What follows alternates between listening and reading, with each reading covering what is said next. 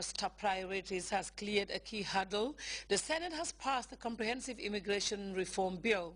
The proposal creates a path to U.S. citizenship for millions of undocumented residents, but it also beefs up security along the Mexican border, and President Obama calls the bill a compromise. But immigration is a sensitive topic in the U.S. and faces opposition in the House. Dana Bash has more. Called immigration reform a pipe dream. Another said the Senate bill is dead on arrival. Now, supporters in the Senate were hoping that this big bipartisan vote would give the issue momentum going into the Republican-led House, but that's hardly what we're hearing. The Speaker of the House presides over the next step for immigration reform. He was non-committal at best. We're going to go through regular order.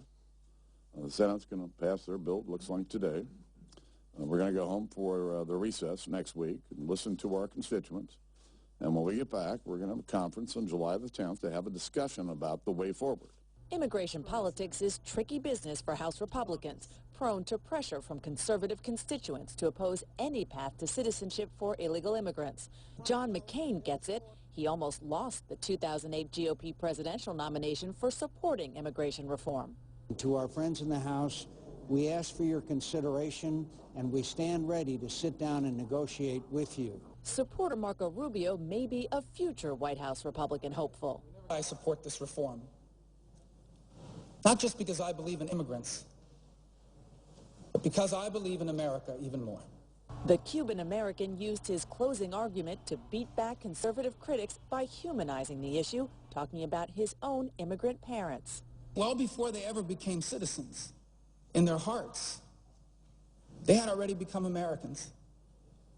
It reminds us sometimes that we focus so much on how immigrants could change America that we forget that America has always changed immigrants even more.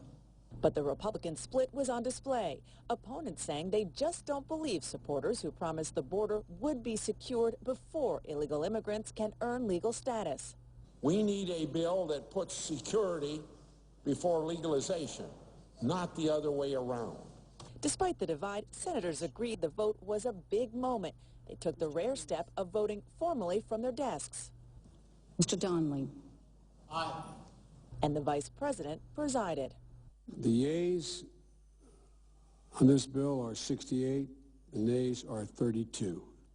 The bill as amended is passed. Republican Senator Lindsey Graham joked that 68 votes in a body so divided they can hardly agree that Sunday is a day off is significant. On a more serious note, he also said he hopes this will put an end to the GOP known as the party of self-deportation, because that is something that Mitt Romney said in the last election. Many Republicans think it really hurt the party. And that is why 14 Republican senators joined all Democrats in voting yes on immigration reform in the hopes that they can lure Latino voters back to the Republican Party. Well, time now to take another break. We'll be right back. Stay tuned in.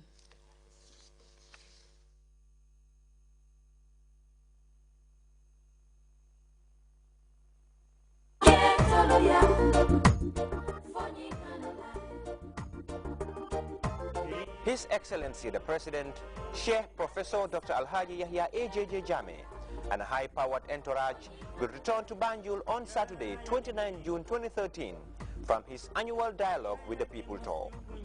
The presidential convoy will depart Kanilai in a spectacular procession all the way to the capital city Banjul. A grand welcoming ceremony will be staged with lots of entertainment and ambience.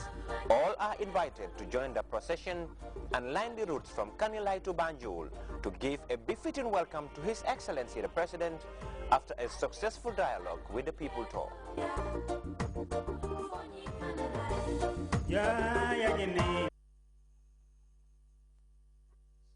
Welcome back. The Confederations Cup final is expected to take place at the world's most famous stadium, the Maracana in Rio de Janeiro. CNN's Pedro Pinto took a tour around the spiritual home of Brazilian football and has the latest on how preparations for the finals are unfolding.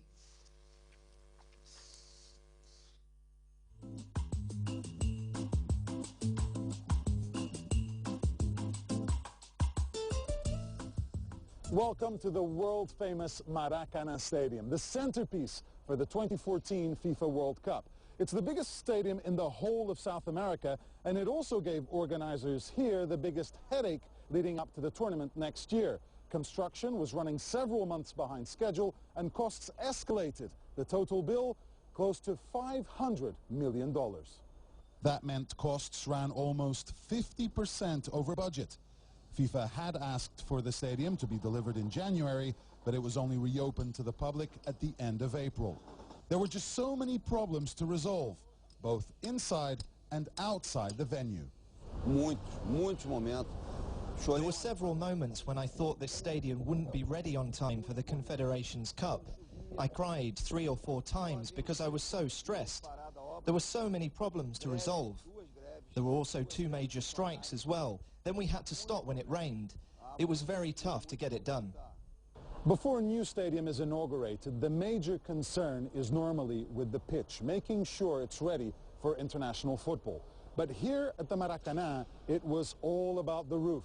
The existing structure was old, outdated, the metal was corroded, meaning engineers had to find a way to build it from scratch. The roof renovation is one of the major changes from the old stadium, which was initially built for the 1950 World Cup, a competition which holds traumatic memories for people here. Brazil lost the final to Uruguay to the dismay of nearly 200,000 fans at the Maracanã. The new arena holds fewer people. The capacity is now 79,000. And for the first time ever, every single fan will be able to sit down and watch the action. And the thousands of fans filling these seats on Sunday will witness another chapter in the history of the stadium unfold when the Confederations Cup champions are crowned. There's no doubt it'll be another magical moment at the Maracanã. Pedro Pinto, CNN, Rio de Janeiro. And before we go, reminder of our headlines. Deputies have approved a motion on the ratification of the revised Africa Civil Aviation Commission. Officials of the National Disaster Management Agency have deployed heavy machinery to clear 3 dump sites in Barra. Authorities in the U.S. have opened investigations into possible leaks of classified information linked to President Barack Obama's former top military advisor. Excuse me, and the U.S. Senate has passed a comprehensive immigration reform bill which has the potential to create a path to U.S. citizenship for millions of undocumented residents. That's all in this edition of the news. Thank you very much for your time. We'll be back, inshallah, 2200 hours with more news. Meanwhile, stay tuned and enjoy our programs.